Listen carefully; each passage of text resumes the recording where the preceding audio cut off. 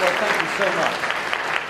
That was a marvelous introduction. The only problem is now I have to live up to it.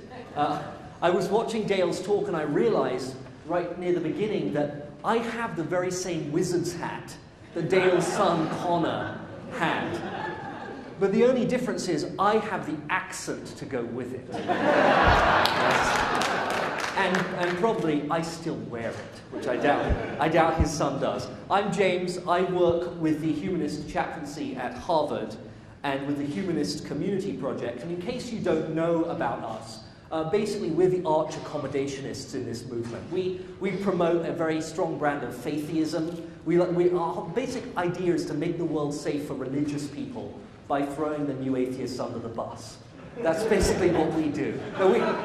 We never met a faith position we couldn't find some way to respect, or a religious belief we couldn't accommodate. Or at least I never met a religious boy I couldn't accommodate.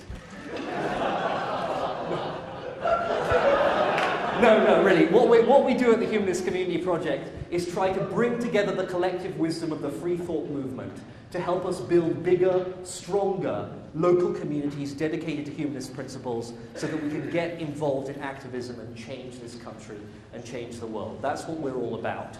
Now, who was there at the recent rally? Oh, yeah, seriously, it was fantastic, wasn't it? I mean, it was amazing. Like, seriously, hats off to everyone who made that such a success. I was there at the recent rally. In fact, if you look really closely, that's me.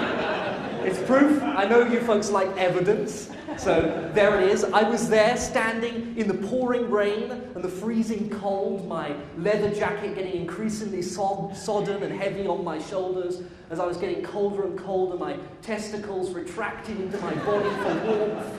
Honestly, I thought I'd never see them again. Luckily, they were totally fine, in full working condition. Just ask JT, he can vouch for that. No, it was really fantastic. Although I was freezing cold, I had a fire inside. Because there was this great sense that fantastic work lies ahead of us for this movement. There are great challenges to overcome and that we might be able to meet. I believe that now is the time to build a real secular political and social movement, a counterweight to the religious right that works on the sort of issues that we've been discussing this weekend. The attacks on public education, trying to get money to religious schools through vouchers programs. The insidious attempts to sneak creationism into the classroom through ever more bizarre and dishonest ways. The continued struggle of those outside the established norms of sex, gender, and sexuality to gain equal recognition and respect in this society. The exclusion of atheists from the public discussion and from political office. All these issues, a large, engaged, humanist social movement could improve. But it's not just going to happen because people become non-religious. And that's really the core message of my talk today. Susan Jacoby, fantastic writer, if you haven't read her book, Free Thinkers, you must. It's a fantastic book on the history of free thinking in America. Wrote in her last column for the Washington Post in December of last year, looking back on my 5 years as a contributor to On Faith, I see a great paradox in the progress of American secularism. The numbers and visibility of atheists and secularists in the United States have increased, but their political and social influence has not. And I think that's broadly true. We're seeing an increase in numbers of people joining secular student associations and engaging in the movement and coming to conferences like this. But we're not making the social impact that we should be making given our numbers. And in fact, on some of the issues that we care most deeply about, I fear we're moving backwards. On abortion, the topic that we started this conference with, the polls recently from the Guttmacher Institute and the Public Religion Research Institute show that young people today are less supportive of reproductive rights than their parents. Only 33% of those 28 and younger support abortion, compared to 40% of those aged 29 to 43. Contraception is suddenly on the table of political discussion with serious presidential candidates. I'm not sure whether they're serious presidential candidates, but potential presidential candidates talking about abolishing Planned Parenthood and about how the sexual libertine idea is destroying this country. Contraception. Really? We talking about that? and the continued erosion of the protective barrier between church and state, which I saw firsthand when I was down in Rhode Island at one of the hearings with Jessica Ahlquist, where I saw a room as big as this, filled with hundreds of people, the vast majority of which hated the idea of secularism and genuinely want to live in a Christian theocracy. In some of our issues, we're not only not making progress, we're moving backwards. And so I think there are two things that I'm going to suggest that we can do about this, to fashion what is currently an identity movement of atheists into a social and political movement of humanists. Firstly, we need to convert more people to our side, not just to be non-religious, but to be actively supportive of a set of humanist principles. And secondly, we need to activate those people to get more involved and to give ideas about how we can do that, conversion and activation. I want to dig into free thought history, because I'm a huge geek when it comes to free thought history. I love the history of this movement, and I think we should talk about it way more often. And I'm going to say, basically, that the nuns, the religious nuns, who we're talking about often, are an opportunity for us to recruit, but they're not an achievement. Most of them are not us yet. Most of them, in most studies, still believe in God, they say. And many of them, some 30% of them, move into and out of religious affiliation depending on when you ask them. So those numbers hide a big problem. The increase in religious nuns is not necessarily increased engagement in our free-thinking movement. So the nuns are an opportunity, not an achievement. We need to convert them, and we need to activate them. And I'm going to talk about two titans of free-thinking history today to give ideas about how we might do this. Robert Ingersoll and Felix Adler. And I'm going to talk about Ingersoll's voice and Adler's vision. And I thought that my talk wouldn't be complete, proper philosophical talk, without some subscripts. So I put them in. I do like them so. So who is Robert Ingersoll? Who here has heard of Robert Ingersoll? That's a good number. Who here has read a lot of what he's written? Very few, okay? So this is really important to engage with this man and to see what he can teach us about free thought activism.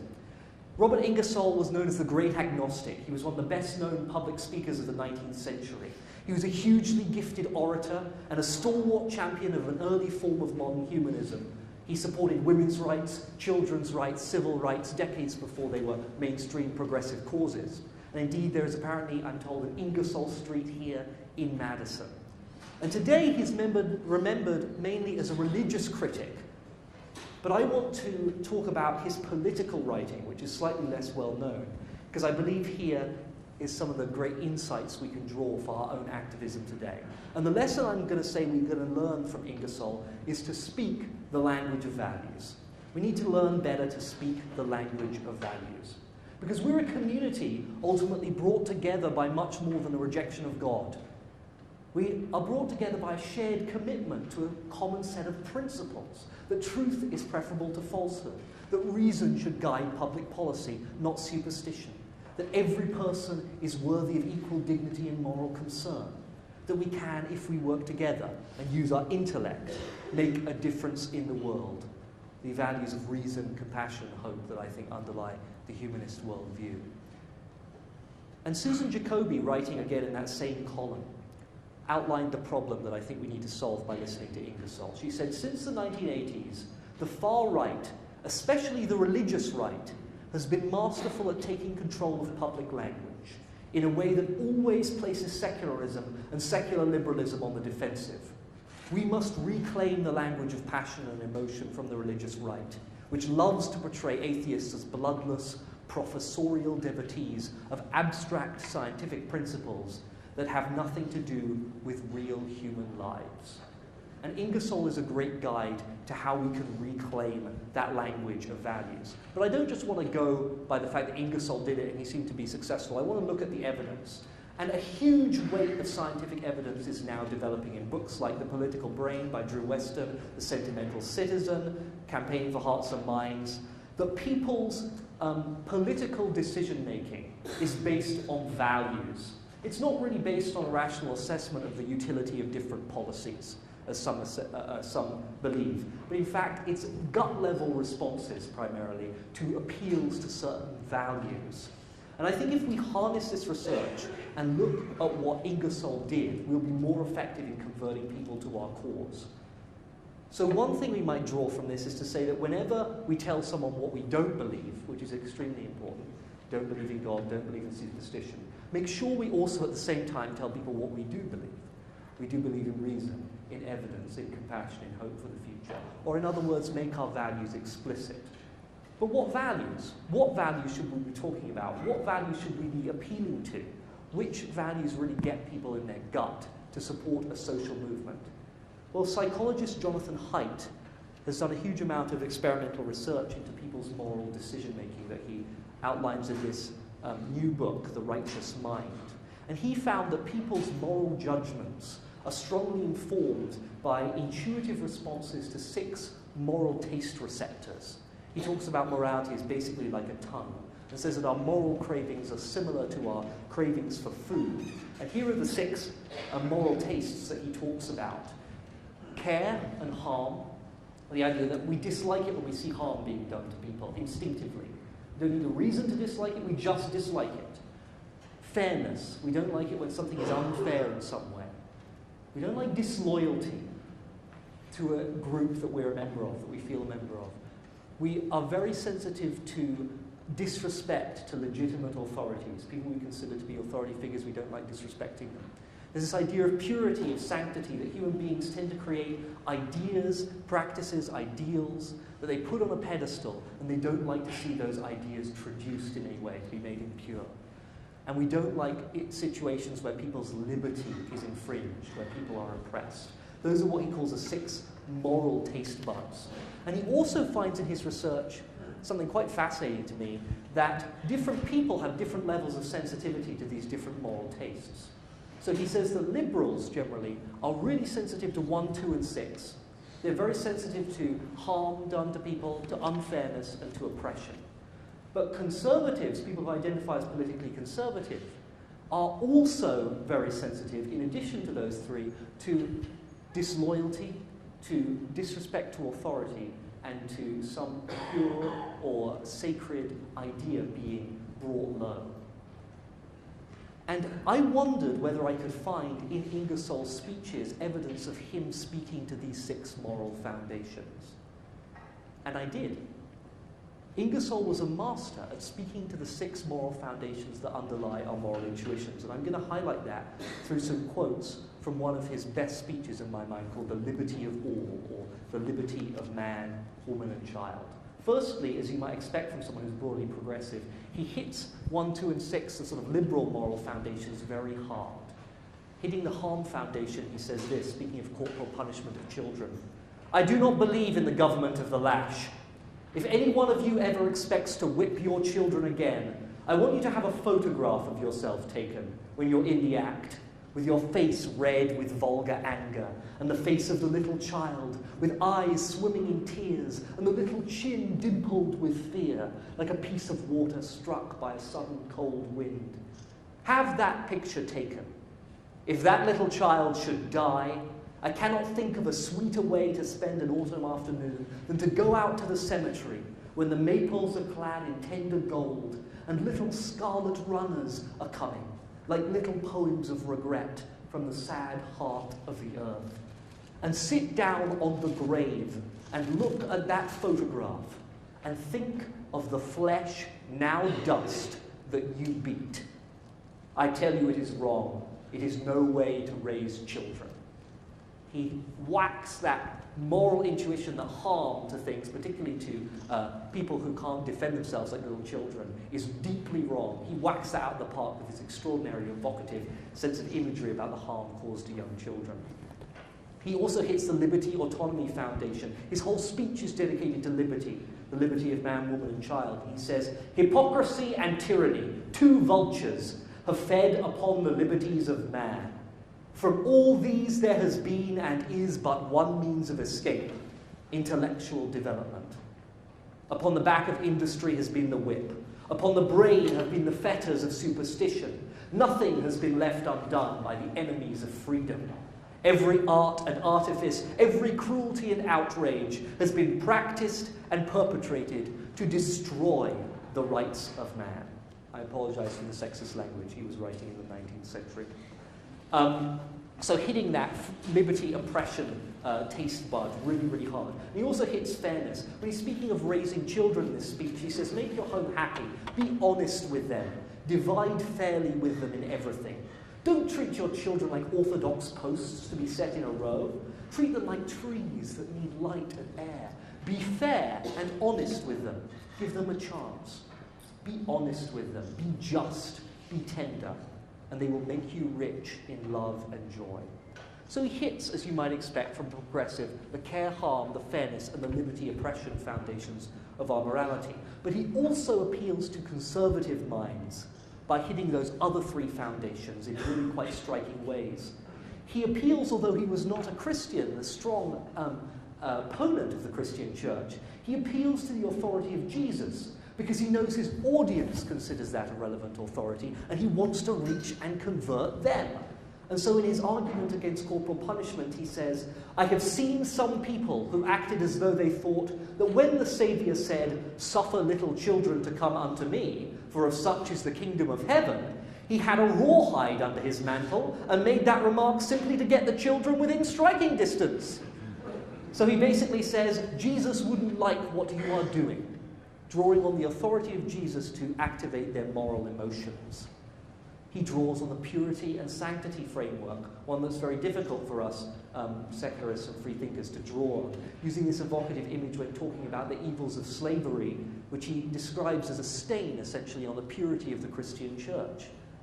Think how long we clung to the institute of human slavery, how long lashes upon the naked back were a legal tender for labor performed. Think of it. The pulpit of this country deliberately and willingly for 100 years turned the cross of Christ into a whipping post. Taking that sacred image of the cross of Christ and showing how it's being desecrated, being made impure by their actions. And he spoke to loyalty. Repeatedly in his speech, Ingersolls' characteristic loyalty to the highest principles of the United States is expressed, with references to the flag, to those who have died for the country, and even a little digression where he does a paean to Abraham Lincoln. So Ingersoll's moral messages, more than any modern humanist I know, rests on all 6 moral foundations that Jonathan Haidt identifies in his psychological research. And that, I suspect, was one of the reasons for his extraordinary success in drawing people to him. He was extraordinarily successful. And I think that if we take the same tack, we might be successful ourselves. But I'm not just willing to rely on the evidence or an analysis of Ingersoll's speech. I actually did this myself. Recently at a rally, Chris Christie, who knows Governor Chris Christie?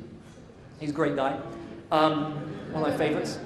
He came to Massachusetts to raise money for Scott Brown, and we held a protest with my gay rights activist group that I work with, and I tried within the speech to write in a way that would activate these 6 moral foundations, because I wanted to see whether it would work. And the thing that we were protesting Chris Christie for primarily was his veto of the marriage equality bill in New Jersey. Basically, the legislature passed marriage equality, and he took a pen and he vetoed it. He said, no thanks. And during my speech, I summoned the ghost of James Madison, I channeled Robert Ingersoll, and I drew on the authority of the founding fathers to make my case. I said that Madison would support it. I quoted from his Federalist Papers, things like that, because I knew that many conservatives hold those ideas and images in high regard, so I drew on that authority. I called Christie an oath breaker. I said he'd broken the oath he made before his God when he was sworn in. I don't believe in God, but I know that much of my audience does, and it doesn't hurt me to reference the fact that they do and that there's an inconsistency in their beliefs, that in a sense Christie was being disloyal to the group of which they're a member. And so I tweaked that sort of moral sense. And I said that when he vetoed the bill, he scrawled on the Constitution of New Jersey and on the Constitution of the United States. And I said that because I know that the Constitution is what Bella calls a civil religion in the United States, that these documents are sacred in the eyes of many Americans. And if I could show that that sacredness was being impugned in some way, people might be roused to moral action. And the response was kind of astonishing. The National Organization for Marriage, which is the primary anti-equal marriage group in the country, picked up my speech and put the video of it on their website. And they said, this is so weird. A British guy who lives in Massachusetts lecturing the governor of New Jersey about the sacred rights of Americans. Right?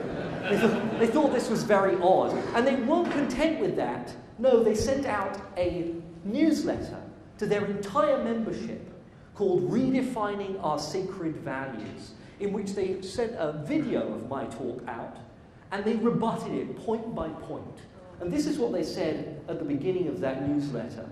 What gay marriage advocates are now doing is trying to make gay marriage into a sacred value, something every American is bound to uphold. The broad and deep traditions of the American Republic are being co-opted into making a strange new god of gay marriage. This is an amazing process to watch unfold, the audacity of it, and, in the end, the meanness of it. That's what they said. To which I reply, pretty much yeah. That is exactly what I was trying to do. And they tasted it, and they didn't like what they tasted. They particularly tasted that sanctity foundation, that some sacred value was being appealed to, and they didn't like that it put them on the wrong side of the issue. It made them mad. And that suggests to me that we could do this more often and keep putting the religious right on the wrong side of their own issues. Let's retake the language of value and passion from the religious right and make it into our own. It might not work, but at least we'll piss off the religious right, which I think is a goal in itself. So that's the first suggestion. Speak the language of values. That's what we can learn from Ingersoll's voice. What can we learn from Felix Adler, from Adler's vision? Well, first, who was this guy? Most people probably haven't heard of. Who has heard of Felix Adler in this room? Only very, very few of you, far few of you, that have heard about Ingersoll, and I think that points to a problem, because I think Adler, in the long run, may have been more significant. Felix Adler was a proto-humanist philosopher, orator, and activist, the son of a significant rabbi in New York. And at the age of 25, he founded what he called a new religion, called the Ethical Culture Society.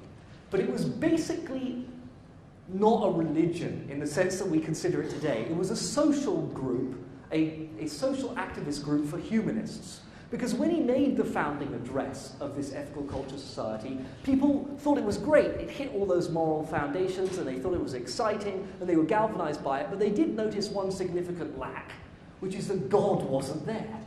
He basically excised God from the whole process of religious community building and said we can have moral communities dedicated to social action without believing in God. That was his big insight. And so what I think we can learn from Adler's vision is we must build moral communities that bring together non-religious people in a very similar way to the way that churches bring together religious people, and then which engage them in social action and reinforce their values. And this is what Adler said about that idea, that the custom of meeting together in public assembly for the consideration of the most serious, the most exalted topics of human interest is too vitally precious to be lost. He believed that churches fulfill a crucial social function, the generation of moral energy and political activism that the secular world should not lose. We need the churches, he said, or the substitutes for the church, as a hearth at which the spirit of charity may be kindled, in which the motives may be engendered that shall lead people to charitable action. Otherwise, these secular societies will become mechanical and formalistic to a degree. A system of electric transportation cannot be operated without power. There must be powerhouses in which the electric fluid is generated. So the church, or the institution that takes its place, is designed to be a powerhouse in which the electric fluid that moves the world's charities shall be generated. To speak poetically, what Adler wanted to build were generators for the secular soul, right? Powerhouses in which we engage in community activism. And this is the house that he built. It's an enormous building on Central Park West, overlooking Central Park. It is the size of a whole city block. That whole thing is the building. It is 5 stories high, and inside of it, there is a 750-seat Art Nouveau auditorium, all of which was built by proto-humanist activists in the 19th century, in an environment where this sort of religious experiment was much less well received than it might be today. This is an extraordinary success. This is the biggest piece of physical capital that the humanist movement owns in the world. And he built it with this tiny, really, movement that was only ever as big as about 6,000 people in the country that we think. They had huge social impact for such a small group of people. They founded the Ethical Culture School, which is one of the premier private schools in the country now. It's that brown part of the building on the left. They founded the Visiting Nurse Association in New York, which still exists today, which is a home health and hospice care organization. They founded the Child Study Association, the first United States settlement house, and the Encampment for Citizenship, all organizations that were central to the progressive movement in the United States. And ethical culture leaders helped establish the Legal Aid Society, the NAACP, the ACLU, and the New York Committee to Abolish Capital Punishment. They had enormous social impact for such a small group of proto-humanists. How did they achieve that? They achieved that because they understood that people's moral energy is generated and reinforced in community with other people. Answering the question of how it's possible to get non-religious people engaged in social activism, Adler said, how is it possible to induce people to make the effort, there being no authority or book or creed to lean upon? The answer to that is that the method we must pursue is to put people in the midst of crowds. His idea was that by putting people in a moral community of individuals who shared their values, you would create a reinforcing effect, get people more committed to those values and more committed to actually doing something about it. Basically, he said we need institutions that act at the top level of that diagram, supporting broad values like a commitment to reason or a commitment to compassion, and that commitment to broad values will trickle down eventually into engagement in specific social issues. But if we just had secular societies working on school reform, college zone science funding, things like that, it would become an atomized landscape in which people spread their efforts thinly across competing charities with no cohesive moral narrative to bring them together. And I think that's exactly what has happened in the secular world today. This is precisely one of the reasons why progressive politics is so difficult to achieve its aims. So he thought that something needed to exist at the top of that pyramid to generate people's moral energy.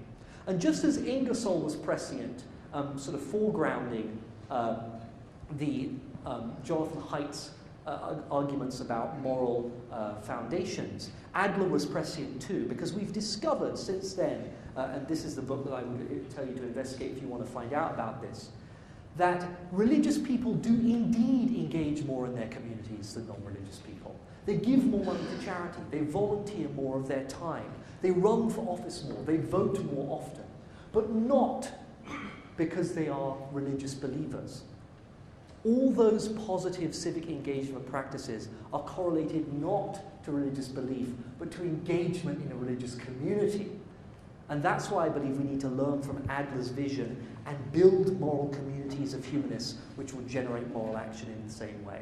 So to conclude, I believe we have an extraordinary opportunity to make change in the world, to make this country a place which is governed by reason, filled with compassion, and looks forward to the future in hope.